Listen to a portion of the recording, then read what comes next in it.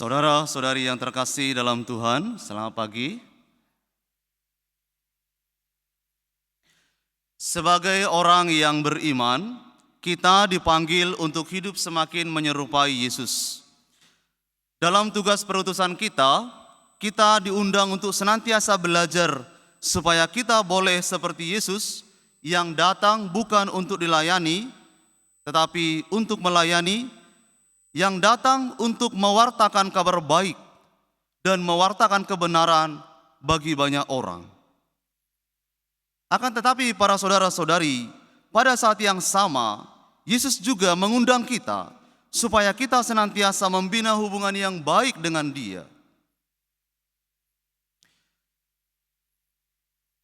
Ketika para murid sudah selesai melaksanakan tugas perutusan mereka, ketika mereka datang kembali kepada Yesus, Yesus tidak hanya mendengarkan mereka begitu saja dengan keberhasilan-keberhasilan ataupun kegagalan-kegagalan yang mereka hadapi dalam karya pelayanan mereka.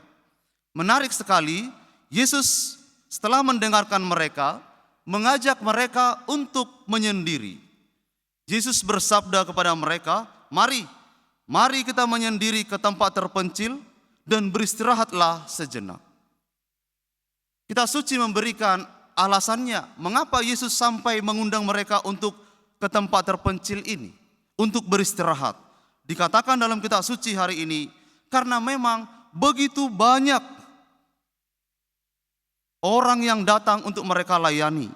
Para murid ini begitu sibuk dalam melayani, bahkan dikatakan secara sangat mendetail, makan pun mereka tidak sempat.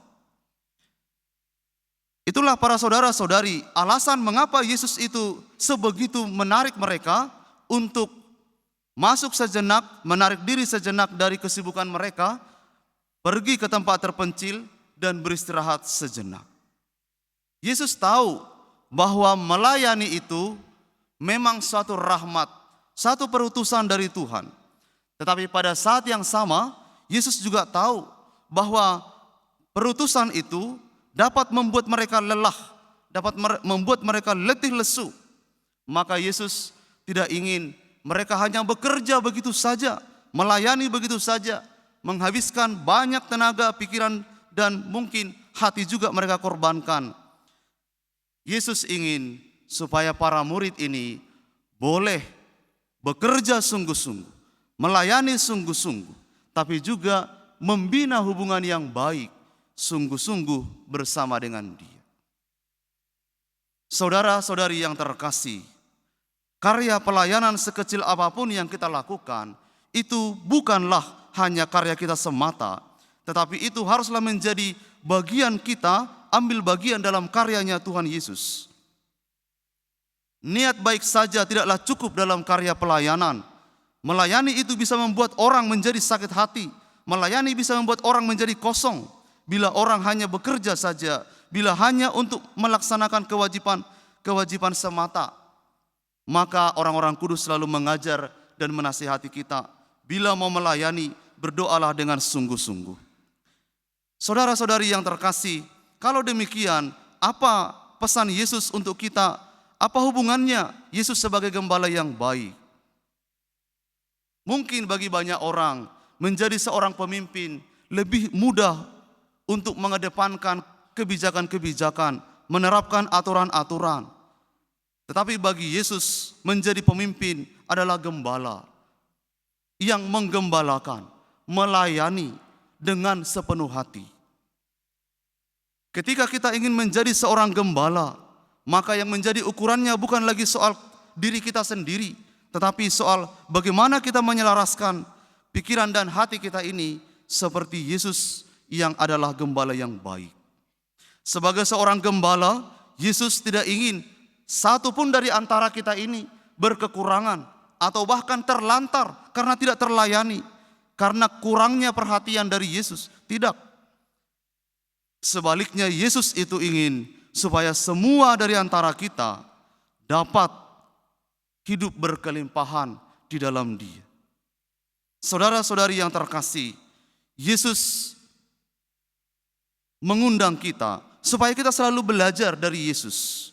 bagaimana kita harus menghadirkan diri sebagai utusan-utusan, sebagai pelayan-pelayan yang baik, baik di tengah gereja, tengah keluarga, komunitas, dan masyarakat.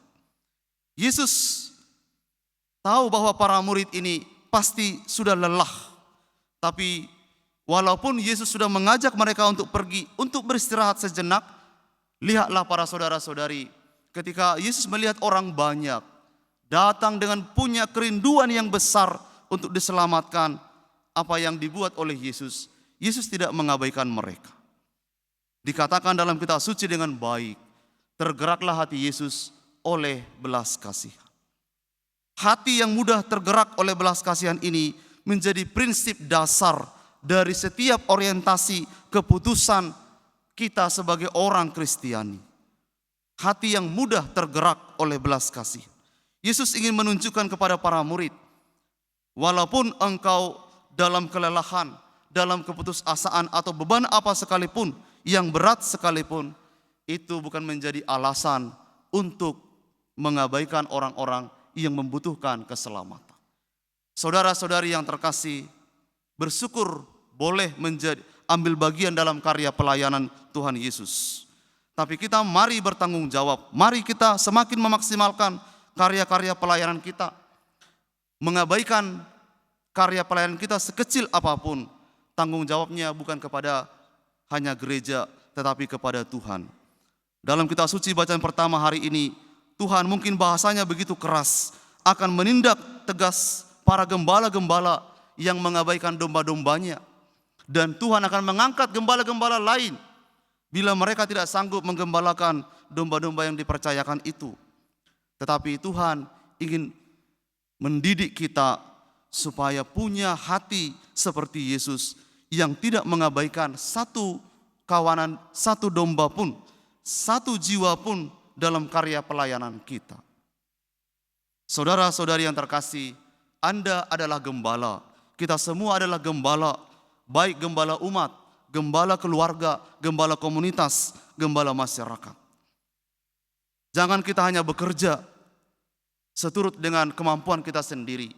Mari kita bekerja sesuai dengan apa yang Yesus lakukan kepada kita. Bila lelah, datanglah kepada Yesus. Di tempat lain Yesus bersabda dan mengundang kita. Marilah padaku semua kalian yang letih lesu dan berbeban berat. Aku akan memberi kelegaan kepadamu. Pikulah kuk yang kupasang, belajar daripadaku. Aku lemah lembut dan rendah hati, jiwamu akan mendapat ketenangan. Kuk yang kupasang itu enak, bebanku pun ringan, itu kata Yesus. Yesus tidak mengangkat beban itu dari kita, tidak mengambil, tapi Yesus memberikan kekuatan kepada kita. Kita tidak dapat berbuat apa-apa lepas dari Yesus. Bagaikan ranting yang terpisah dari pokoknya, maka kita dapat habis. Bila sebaliknya kita selalu melekat pada Yesus, maka kita menjadi kuat, setia, dan mendapat asupan rohani yang berlimpah. Saudara-saudari yang terkasih, rekan-rekan muda sekalian, mari kita berkarya. Berikan dirimu untuk berkarya semaksimal mungkin. Selamatkan banyak orang dengan karya-karya pelayanan. Banyak orang merindukan keselamatan Tuhan lewat karya-karya kita, lewat kehadiran kita yang sungguh-sungguh kita berikan kepada Allah. Tuhan memberkati.